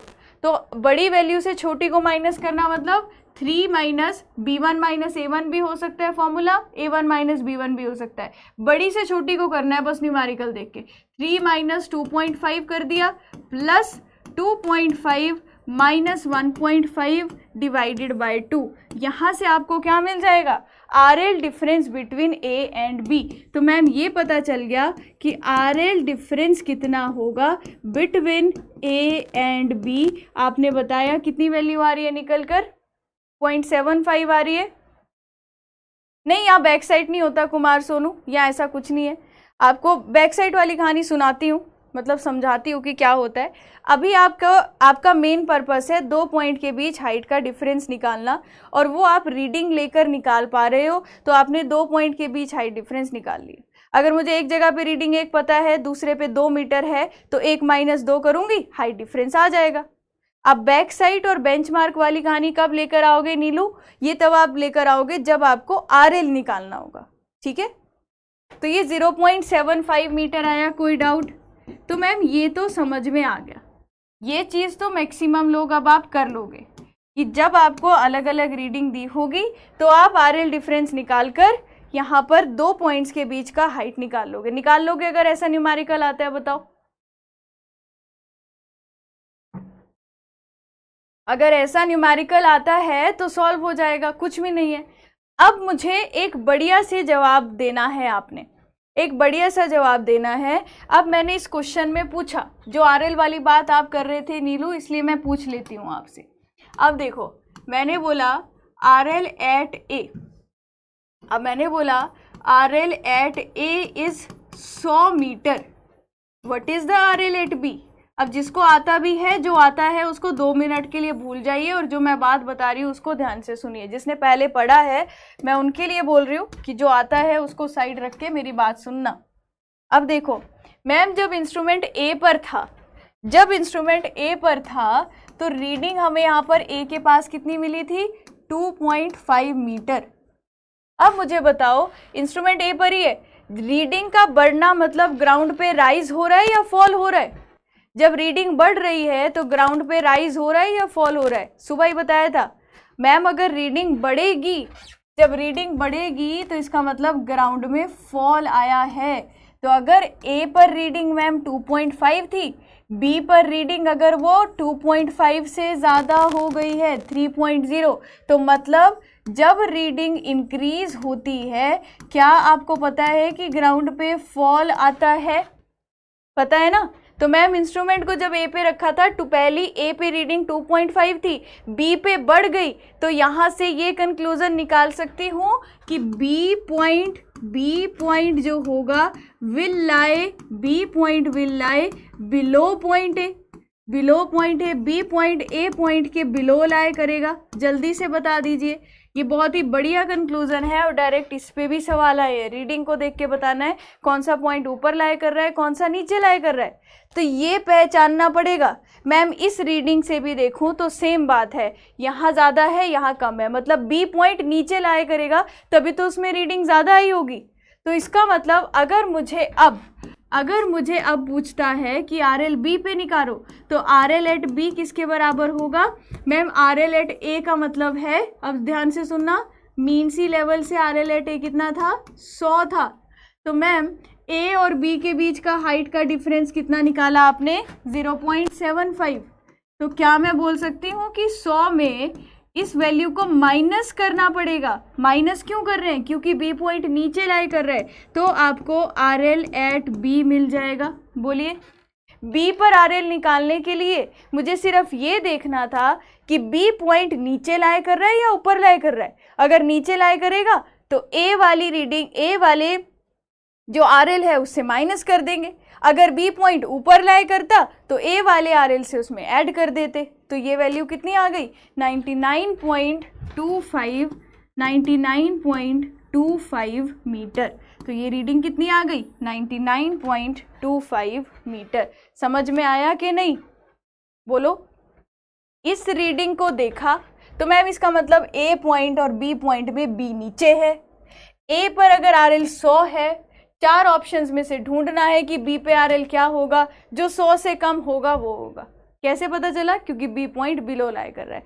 अब मुझे कमेंट सेक्शन में बताइए, क्या रेसिप्रोकल लेवलिंग की कैलकुलेशन में कोई डाउट किसी को अभी तक? रेसिप्रोकल लेवलिंग की कैलकुलेशन समझ में आ गई?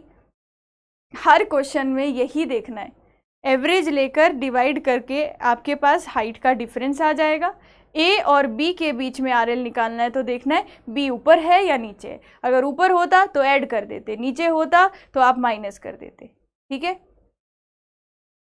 अब बात ये आती है, ये आपका इम्पॉर्टेंट बन गई चीज़। अब कोई फॉर्मूला नहीं याद रखना है, हमने कोई फॉर्मूला नहीं याद रखना है, लेकिन हाँ इम्पॉर्टेंट बन गया ये वाली चीज़।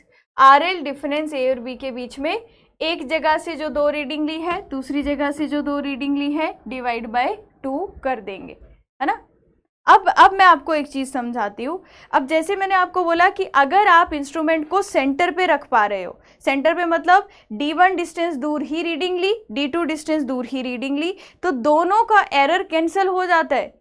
दोनों का एरर जो करेक्शन और मतलब कंबाइन करेक्शन है वो कैंसिल हो जाता है, वो अप्लाई नहीं करना पड़ता।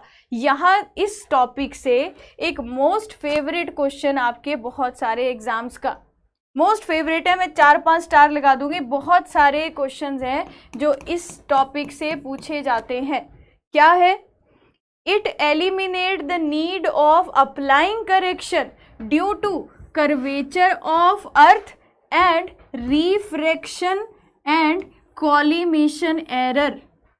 पेपर में इतना ज़्यादा इम्पॉर्टेंट है तो पूछा क्या जाता है कि जो आपकी रेसिप्रोकल लेवलिंग है वो कौन से एरर को रिमूव कर देती है। अलग से करेक्शन का फॉर्मूला ही नहीं लगाना पड़ता, तो कौन से एरर को रिमूव कर देती है? आप बोलोगे रिफ्रैक्शन वाले एरर को, कर्वेचर वाले एरर को और कॉलिमेशन वाले एरर को। तो मैम ये कॉलिमेशन वाला एरर क्या होता है? तो ये कॉलिमेशन वाला एरर क्या होता है? कॉलिमेशन एरर का मतलब है कि मैम आपने लाइन ऑफ साइट बताया था, क्रॉस हेयर से ऑब्जेक्टिव के सेंटर तक जो लाइन जाती है that is line of site. अगर बबल यहाँ पर सेंटर पे हो तो बबल की जो एक्सिस है क्या वो लाइन ऑफ साइट के पैरेलल होनी चाहिए? बोलो जरा। लाइन ऑफ कॉलिमेशन क्या होता था? क्रॉस हेयर से ऑब्जेक्टिव तक का डिस्टेंस। मैंने अभी आगे फिर से बताना है।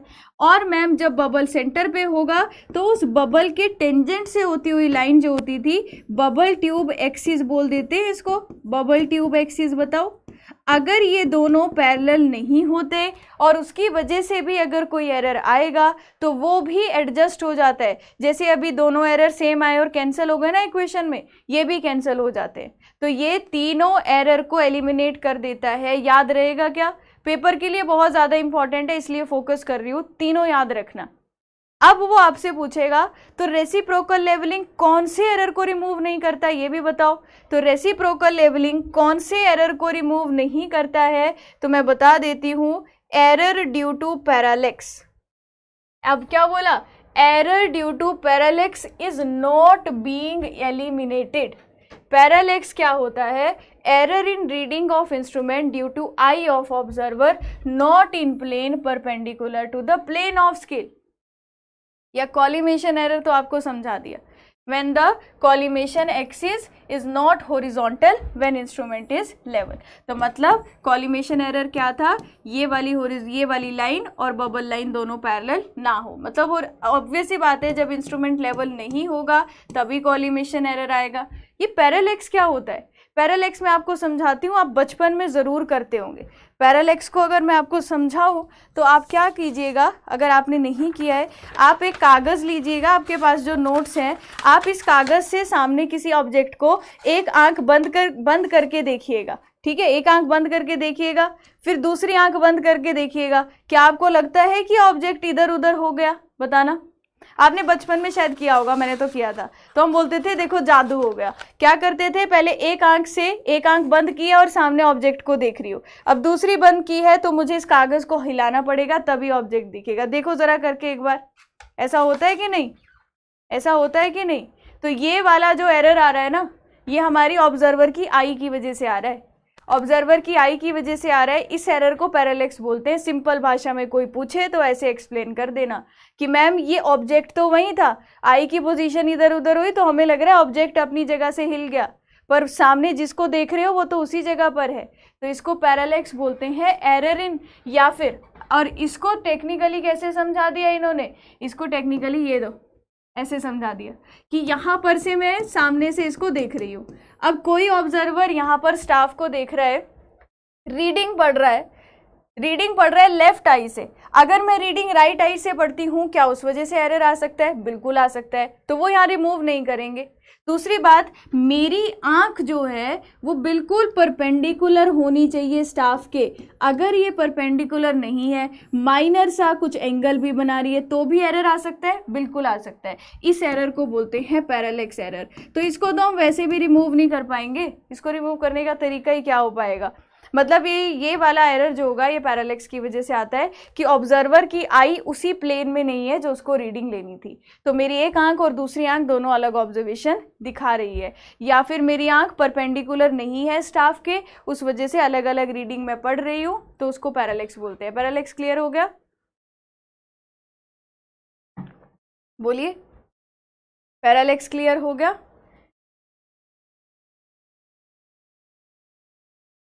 एक सवाल में देखा तब बबल ट्यूब से parallel line of collimation line of site है। हाँ, बबल ट्यूब के पैरेलल ही होनी चाहिए ना लाइन ऑफ साइट और लाइन ऑफ कॉलिमेशन। वो अब आप थियोडोलाइट वाला कॉन्सेप्ट मत घुसाना, मैं तो सिर्फ यहाँ पर आपको कॉलिमेशन एरर बता रही थी। ये कब होता है, कॉलिमेशन एरर कब होता है ये बता रही थी। जो वहाँ पर है वो हॉरिजॉन्टल एक्सिस, ट्रूनियन एक्सिस बिल्कुल अलग है, लाइन ऑफ कॉलिमेशन अलग है, दो एल्टीट्यूड बबल है, एक ऊपर लगा एक नीचे लगा है, दोनों की प्रॉपर्टीज अलग है, अगर आप उससे रिलेट कर रहे हो, है ना। तो ये भी आ गया। अब आएगी अगली कहानी कि सर्वे के जो लेवलिंग करते टाइम हमें कौन कौन से इंस्ट्रूमेंट्स का यूज़ करना होता है, और उनकी इंस्ट्रूमेंट्स को जो आप यूज़ करोगे उसमें एडजस्टमेंट जो होती है माइनर, कौन कौन सी एडजस्टमेंट हमें करनी होती है। अब ये कहानी है, इसको आराम से सुनते जाइएगा, इसमें कोई बहुत बड़े बड़े कॉन्सेप्ट्स नहीं है। तो अगर दो ऑप्शन सही आते हैं, आप कोई एक ऑप्शन सही करके आ जाइए। ऐसे पेपर में बहुत बार देखने को मिलेगा कि दो ऑप्शन सही दिए हैं, आप जिसके लिए 100% श्योर हो वो सही करके आइएगा। बाद में फिर वही रहता है कि हम आंसर की को वो कर सकते हैं, मतलब हम उनको ऑब्जेक्शन कर सकते हैं कि ये आंसर भी सही था। तो लेवलिंग इंस्ट्रूमेंट अभी तक जो हमने देखा, हमें कौन कौन से इंस्ट्रूमेंट रिक्वायर हैं। एक तो लेवलिंग इंस्ट्रूमेंट में एक लेवल चाहिए जिससे हमें देखना है। दूसरा मुझे स्टाफ चाहिए, स्टाफ जिसको मुझे देखना है वो स्टाफ होता है। स्टाफ दो तरह का होता है, एक सेल्फ रीडिंग स्टाफ और एक होता है टारगेट स्टाफ। एक सेल्फ रीडिंग स्टाफ होता है और दूसरा होता है टारगेट स्टाफ। तो अगर मैं इन दोनों में डिफरेंस समझाऊं तो सेल्फ रीडिंग स्टाफ का मतलब क्या है कि अगर मैं यहाँ पर खड़ी हूँ, अगर मैं ऑब्जर्वर यहाँ पर खड़ा है, ठीक है, ऑब्जर्वर यहाँ खड़ा है, सामने स्टाफ पर रीडिंग पढ़ रहा है, ऑब्जर्वर यहाँ पर खड़ा है, स्टाफ पर रीडिंग पढ़ रहा है, इसको बोलते हैं हम लेवल मैन।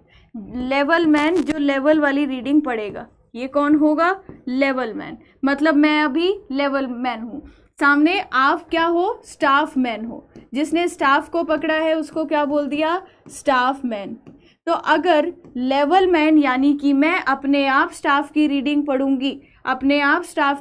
पढ़ूंगी, उसको बोलते हैं self reading staff.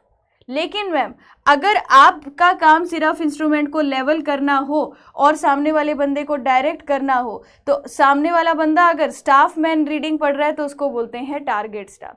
Target staff में कौन रीडिंग पढ़ता है? Staff man. देखो नाम से पता चल रहा है सेल्फ रीडिंग स्टाफ, मतलब मैं खुद ही ऑब्जर्वेशन करूंगी तो अपने आप ही रीडिंग पढ़ूंगी। तो लेवल मैन कौन है? जो ऑटो लेवल के बिल्कुल सामने खड़ा है। अगर मैं रीडिंग पढ़ रही हूं तो वो कौन सी रीडिंग हो गई? वो हमारी सेल्फ रीडिंग स्टाफ हो गया, और दूसरा टारगेट स्टाफ हो गया। तो reading taken by level man, तो हम क्या लिख सकते हैं? Reading taken by level man, reading taken by level man.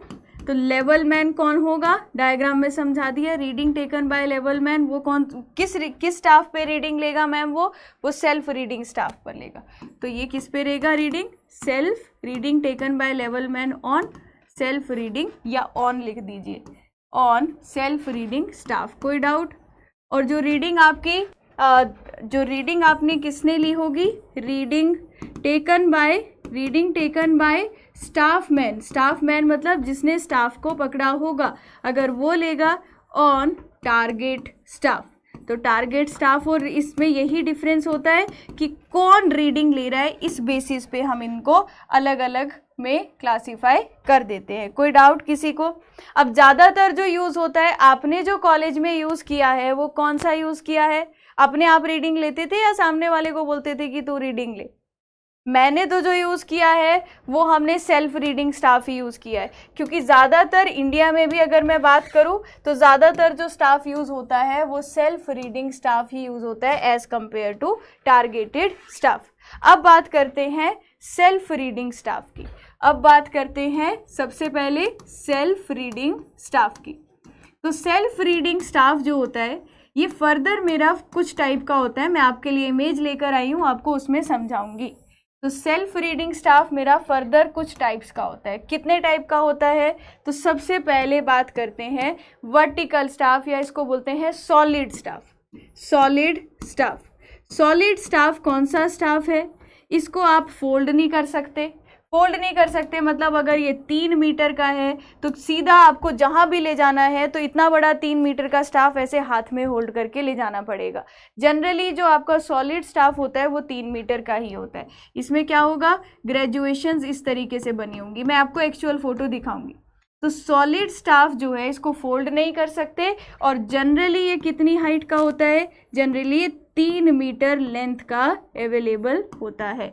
Fold नहीं होगा। आप सोचो ना, 3 मीटर का एक बड़ा सा डंडा है, उसको आप हाथ में लेकर जा रहे हो हर जगह, तो ये इतना फिजिबल नहीं होता कि हम हर जगह इतना बड़ा स्टाफ ऐसे उठाकर लेकर जाएं। ठीक है। दूसरा, सॉलिड स्टाफ के बाद जो दूसरा आता है वो आता है हमारा फोल्डिंग स्टाफ। वो मैं आपको इमेज दिखाती हूँ, अभी थोड़ा सा बस वेट कीजिए। जो दूसरा आता है फोल्डिंग स्टाफ। फोल्डिंग स्टाफ में नाम से क्या पता चल रहा है कि मैम ये फोल्ड हो पाएगा। जनरली ये 4 मीटर का होता है। यूजुअली अगर मैं बोलूँ, usually it is of 4 metre length, 4 metre length का होता है, जो शायद आपने यूज़ किया होगा।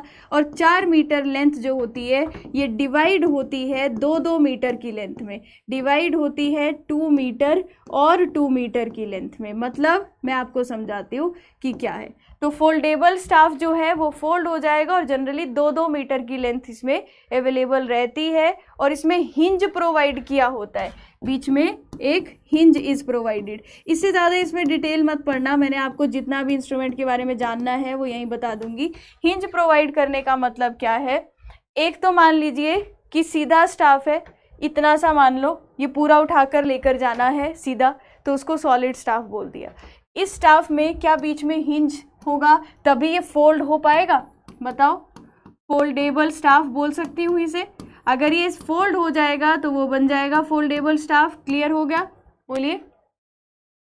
हिंज होगा तभी तो मैम इसको ऐसे करके फोल्ड कर पाएंगे, यहाँ हिंज होगा तभी तो फोल्ड कर पाएंगे, और इसको छोटा कर देंगे। तो 2-2 मीटर का जनरली क्या बताया कि मैम होगा तो ये पूरा 4 मीटर का, जनरली होता है 4 मीटर का, बीच में एक हिंज दिया होता है, और वो हिंज की वजह से ये फोल्ड हो जाता है 2-2 मीटर वाले पोर्शन में। तो 2-2 मीटर वाले पोर्शन में। क्लियर हो गया?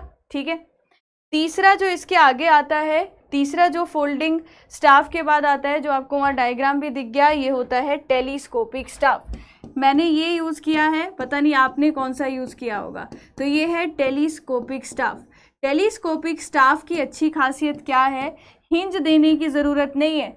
देखो ये ऊपर की तरफ ऐसे खुलता जाता है। जैसे अगर मैं इस कैलकुलेटर को एक स्टाफ मान लूँ, अगर मेरे को ज़्यादा लेंथ मेज़र करनी है तो मैं इसको ऐसे करके खोल दूंगी, तो ये ऐसे करके बंद हो जाएगी, लेंथ छोटी हो जाएगी। तो जो ऐसे करके खुल और बंद जाएगा उसको बोलते हैं आपका टेलीस्कोपिक स्टाफ। ठीक है, तो टेलीस्कोपिक स्टाफ जनरली 4 मीटर का होता है। टेलीस्कोपिक स्टाफ जो है जनरली 4 मीटर लेंथ का अवेलेबल होता है। आगे लिख भी सकते हैं जहाँ पर हम पॉइंट लिख रहे थे। तो हमारा दूसरा था ना, ये कितने लिख दिए थे हमने, 2 लिख लिए थे।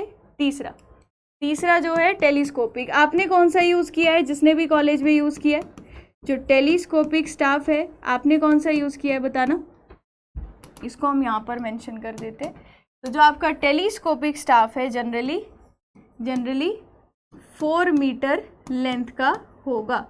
ठीक है, जनरली 4 मीटर लेंथ का होगा, बोलो। ठीक है, और फोर्थ जो आता है वो है टारगेट स्टाफ। टारगेट स्टाफ का क्या रहता है, अगर आप डायग्राम देखेंगे तो टारगेट स्टाफ में ऑब्वियस सी बात है मुझे रीडिंग नहीं पढ़नी है, जो सामने स्टाफ मैन होगा वो रीडिंग पढ़ेगा, और मैम हम क्या करेंगे, हम उसको डायरेक्शन देंगे। उसके पास देखो यहाँ पर टारगेट क्लैंप स्क्रू है, ये एक टारगेट होगा। टारगेट मतलब एक गोल सा शीशा लगा है और आप उसमें देख रहे हो एक वर्नियर भी लगा होता है एक छोटा सा, ताकि आप और एक्यूरेट मेज़र कर सको। क्योंकि जब मैं दूर से स्टाफ में पढ़ती हूँ इतनी छोटी रीडिंग नहीं देख सकती, तो एक वर्नियर लगा होता है। और जो बंदा, क्योंकि अब मैं स्टाफ के पास हूँ तो वो यहाँ पर वर्नियर से और एक्यूरेट मेजरमेंट भी ले सकता है। बस फ़र्क इतना है कि इसमें क्या होगा, एक गोल सा शीशा लगा होता है जिससे आपको ये रीडिंग बिल्कुल क्लियर दिखाई दे। और ये कौन पढ़ेगा, ये स्टाफ मैन पढ़ेगा। तो ये आपका टारगेट स्टाफ होता है। It consist of sliding target. इसमें क्या लिख सकती हूँ, इट कंसिस्ट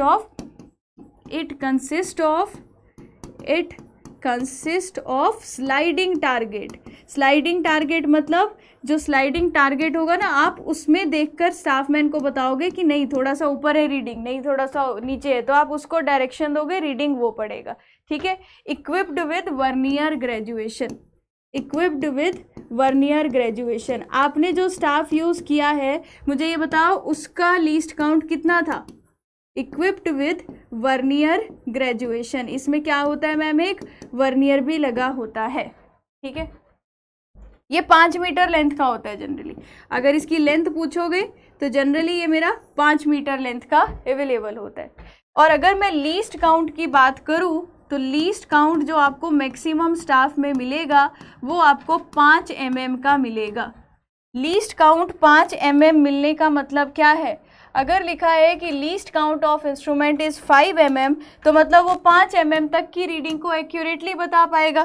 तो मतलब वो 5 mm की रीडिंग को मैम एक्यूरेटली बता पाएगा। तो अगर ये आपका स्टाफ है उसमें कुछ ऐसी ग्रेजुएशन बनी होती है जो हम पीछे अभी देखेंगे भी, तो ये कुछ इस तरीके से बना होता है। ठीक है, इस तरीके से बना होने का मतलब ऑल्टरनेट ब्लैक और वाइट कलर दिखेगा।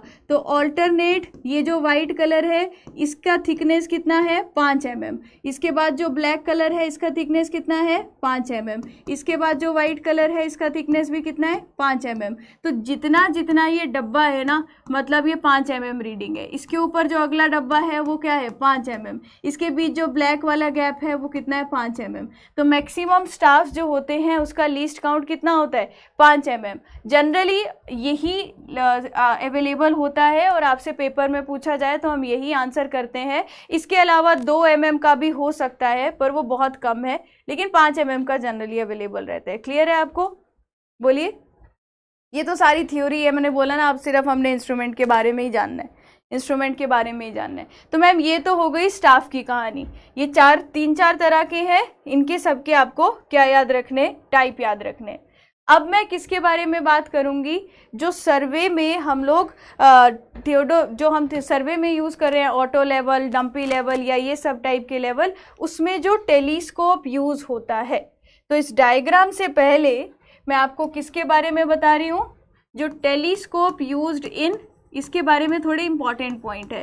Telescope used in levelling instrument. Levelling instrument में जो टेलीस्कोप यूज़ होता है उसकी क्या क्या प्रॉपर्टीज़ होनी चाहिए कि आपके एरर ना रहे, कि आपके एरर ना आए। तो इसकी क्या क्या प्रॉपर्टीज़ होनी चाहिए, बिल्कुल आसान है, ध्यान से देखिएगा। वो सारी प्रॉपर्टीज़ के बारे में एक नज़र मार लेते हैं, ठीक है। देखिए, अब देखिए जो टेलीस्कोप यूज़ कर रहे हैं मैम, यहाँ देखिए डायग्राम में आपको आधी चीज़ें तो यहाँ पर पता भी है। आधी चीज़ें क्या पता है कि मैम जहाँ से साइट करोगे, जहाँ से साइट करोगे उसको क्या बोलते हैं, उसको आई पीस बोलते हैं, और जिससे देखोगे उसको ऑब्जेक्टिव बोलते हैं, उसको ऑब्जेक्टिव बोलते हैं, है ना। लाइन ऑफ साइट और लाइन ऑफ कॉलिमेशन में डिफरेंस भी हम लोगों को पता है।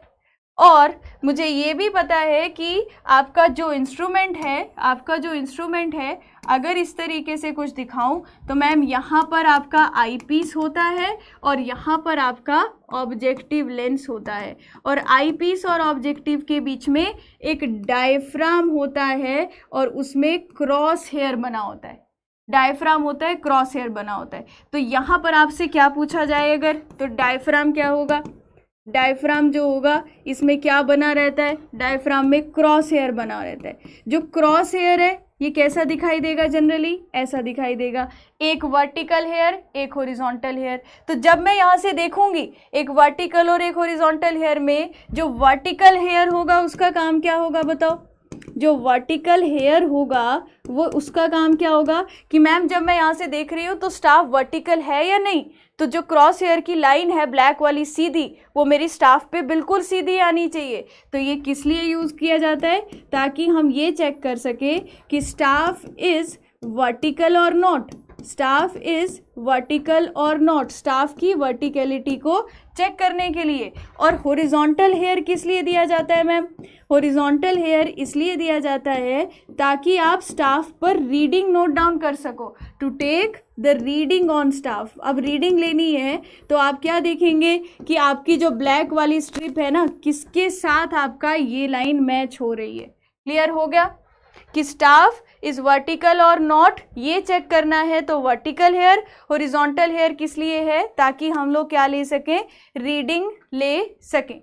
अगर मुझसे पूछा जाता है what is the axis of telescope, what is the axis of telescope, तो क्या आंसर होगा मेरा, जो भी लाइन आपका आई पीस के सेंटर से ऑब्जेक्टिव के सेंटर तक जाएगी उसको बोला जाता है एक्सिस ऑफ टेलीस्कोप। और ये आप पहले भी पढ़ चुके हो कि डायफ्राम के सेंटर से ऑब्जेक्टिव के सेंटर तक जो लाइन जाती है उसी को लाइन ऑफ साइट या उसी को लाइन ऑफ कॉलिमेशन बोलते हैं। क्लियर हो गया, इसी को लाइन ऑफ साइट या लाइन ऑफ कॉलिमेशन बोलते हैं। अब जो हम यहाँ पर ऑब्जेक्टिव और आई पीस, ऑब्जेक्टिव और आई पीस में जो लेंस यूज़ करते हैं उनकी थोड़ी सी कहानी ये है कि मैम ऐसा नहीं कर सकते कि एक अकेला आप यहाँ पर कॉन्वेक्स लेंस या एक अकेला कॉनकेव लेंस लगा दो। अगर आप यहाँ पर और यहाँ पर एक अकेला कॉन्वेक्स या एक अकेला कॉनकेव लेंस लगा देते हो तो बहुत तरह के एरर देखने को मिलते हैं। दो तरह के एरर हैं जो मुझे सिलेबस में आपको पढ़ने हैं। वो क्या है, तो देखिए क्या होता है, टेलीस्कोप होता क्या है, वो पॉइंट आपके इसके आगे नेक्स्ट ऐड कर रही हूँ कि जो हमारा टेलीस्कोप है it may have various defect. तो वेरियस डिफेक्ट इन टेलीस्कोप, ये क्यों पढ़ रहे हैं, क्योंकि मैम अभी आपने टेलीस्कोप के बारे में बताया, टेलीस्कोप में लेंस की बात करी। अब लेंस की जो बात करी उसमें बोला कि हम अब ऐसे नहीं कर सकते कि सीधा मैंने एक कॉन्वेक्स लगा दिया एक कॉनकेव लगा दिया। क्यों नहीं कर सकते, क्योंकि कुछ ना कुछ डिफेक्ट्स होते हैं टेलीस्कोप में। वो डिफेक्ट्स के दोनों के नाम पूछे जाते हैं, डिफेक्ट्स में दोनों डिफेक्ट्स के जनरली आपसे नाम पूछे जाते हैं, बताओ कौन कौन से डिफेक्ट होते हैं। तो सबसे पहला डिफेक्ट जो आता है उसको बोलते हैं स्फेरिकल एबरेशन। किसी ने नाम सुना है इसका पहले, इसको बोलते हैं spherical aberration.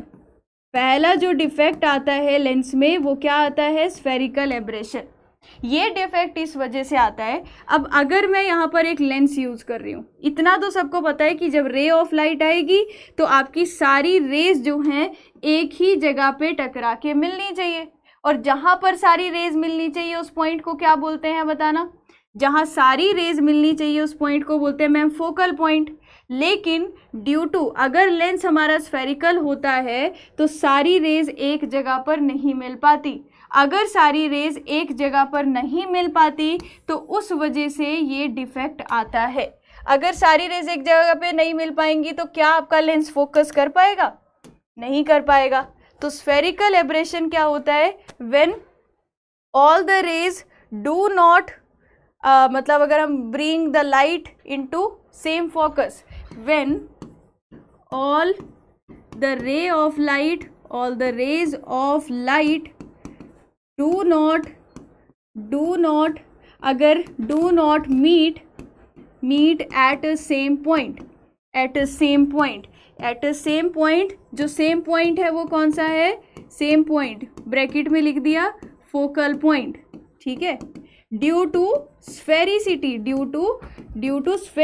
Of the lens, sphericity मतलब क्योंकि ये स्फेरिकल है, due to sphericity of lens, so defect क्या आया? So when all rays of light do not meet at a point, focal point पे नहीं मिल पाएगी, due to sphericity of lens, this defect is known as spherical aberration. तो इस defect को क्या बोलते हैं? This defect is known as spherical aberration. This defect is known as, समझ में आ गया spherical aberration किस वजह से होगा?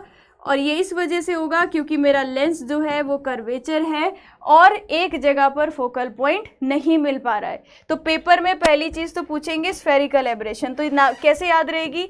मैम स्फेरिकल है तो लेंस भी स्फेरिकल नहीं होता, उस वजह से एरर आता होगा। अगर ये एरर ना हो, एब्सेंस ऑफ स्फेरिकल एब्रेशन, इसी के साथ ऐड कर रही हूँ एब्सेंस ऑफ स्फेरिकल एब्रेशन। अगर मैं लिखूं एब्सेंस ऑफ स्फेरिकल एब्रेशन, अगर मैंने लेंस को कुछ ऐसा बना दिया कि स्फेरिकल एब्रेशन वाली जो प्रॉब्लम है वो ना हो पाए, then it is absence of spherical aberration is known as aplanation. ये अगला क्वेश्चन कि अगर आपका लेंस में आप इस डिफेक्ट को रिमूव कर पा रहे हो, कैसे कर पा रहे हो वो समझेंगे, लेकिन अगर डिफेक्ट को रिमूव कर पा रहे हो तो इसे बोलते हैं एप्लेनेशन। तो बोलेंगे एप्लेनेशन क्या होता है मैम?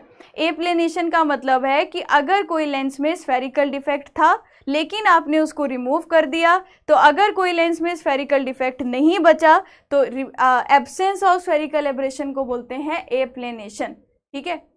नहीं, ये ऐसा होता है कि दानिश ये एक्चुअल में जब पहले इस इंस्ट्रूमेंट को ऑब्जर्व किया गया होगा तो वहाँ पर ये एरर देखने को मिले होंगे, लेकिन अब ये एरर नहीं हो इस बात का ध्यान पहले से ही रख लिया जाता है। तो हम यहाँ पर ये प्रॉब्लम ना हो तो अपने लेंस को उस अकॉर्डिंग लगाते हैं कि ना ही ये वाला डिफेक्ट आए और ना ही दूसरा डिफेक्ट आए।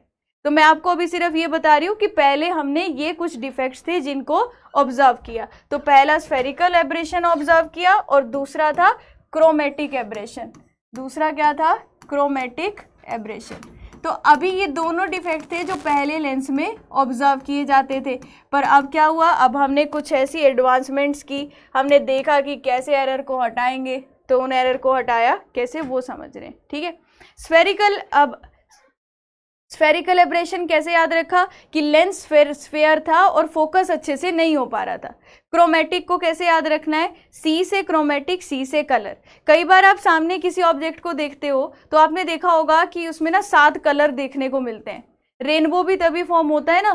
तो क्या होता है, बिकॉज जो एक बीम की लाइट है, बीम ऑफ लाइट में स्प्लिट इनटू डिफरेंट कलर्स। अब बीम ऑफ लाइट क्या लिख सकती हो, ऐसा देखा है आपने कभी? वैसे आपने स्टाफ में तो नहीं देखा होगा। बीम ऑफ लाइट में स्प्लिट इनटू डिफरेंट कलर्स, क्योंकि वाइट लाइट जो होती है वो अलग अलग कलर फॉर्म कर सकती है, क्योंकि डिफरेंट जो कलर होते हैं हर एक की फोकल लेंथ मैम अलग होती है। तो एक बीम ऑफ लाइट अलग अलग कलर फॉर्म कर सकती है। तो अगर आपको स्टाफ के साइड पर, तो क्या ऑब्जर्व किया गया, अगर आपको स्टाफ के साइड पर अलग अलग कलर फॉर्मेशन दिख रही है, तो इस कलर फॉर्मेशन वाले डिफेक्ट को क्या बोलते हैं? Chromatic aberration. तो फॉर्मेशन ऑफ डिफरेंट कलर, तो क्या बोलेंगे? Formation of different color near the image, formation of different color near the image of the object, near the image of object. This defect is known as chromatic aberration. Chromatic कैसे याद रखोगे? Defect is known as, समझ आ रहा है ना आपको, theory है सारी, known as chromatic aberration. Chromatic aberration. तो मैम अब क्रोमेटिक एब्रेशन तो होना नहीं चाहिए. जब आप सामने साइट कर रहे हो, सोचो आपको अलग अलग कलर फॉर्म होते हुए दिख रहे हैं, वो दिखने नहीं चाहिए. तो हम कैसे इस तरीके से लेंस को अरेंज करें कि उसके आसपास कलर ना फॉर्म हो. तो अगर आपने लेंस को कुछ ऐसा अरेंज कर दिया कि आसपास मैम कोई कलर फॉर्म ना हो, तो एब्सेंस ऑफ क्रोमेटिक एब्रेशन को क्या बोलते हैं? एक्रोमेटिज्म.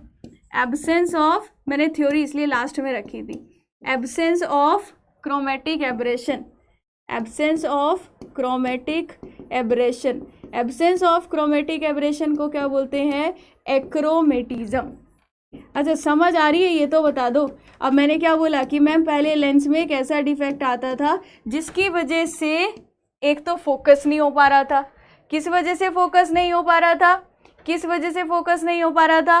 क्योंकि मैम यहाँ पर लेंस स्फेयर था और एक जगह पे सारी रेज मिल नहीं रही थी. उसको बोला स्फेरिकल एब्रेशन. अब अगर ये लेंस प्लेन बना देती किसी तरीके से तो ये डिफेक्ट नहीं आता, उसको बोल दिया एप्लेनेशन. हाँ, लास्ट ये. और क्रोमेटिक मतलब मैम आपको साथ में कलर फॉर्म दिख रहे हैं एक होते हुए.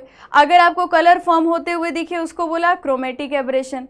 अगर क्रोमेटिक एब्रेशन को किसी तरीके से मैंने रिमूव कर दिया, उसको बोल दिया एक्रोमेटिज्म. अब किस तरीके से रिमूव किया जाए कि ये सारे एरर हट जाए और एरर ना रहे, वो अगली क्लास में कंटिन्यू करते हैं. ठीक है, वो अगली क्लास में कंटिन्यू करते हैं. तो अगली क्लास में हम स्टार्टिंग के आधे घंटे में कल पहले हम ये टॉपिक के जो इंस्ट्रूमेंट्स है उसको डिस्कस करेंगे और उसके बाद अपना जो नेक्स्ट टॉपिक है विच इज़ टेक्योमीटर, उसको पढ़ना शुरू करेंगे.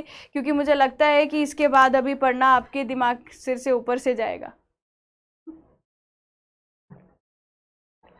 बोलिए, यहाँ तक पढ़ते हैं और जितने भी इंस्ट्रूमेंट्स हमारे यूज़ होते हैं, थोड़ा बहुत बचा है बस, वो कल के हाफ आवर में कर लेंगे.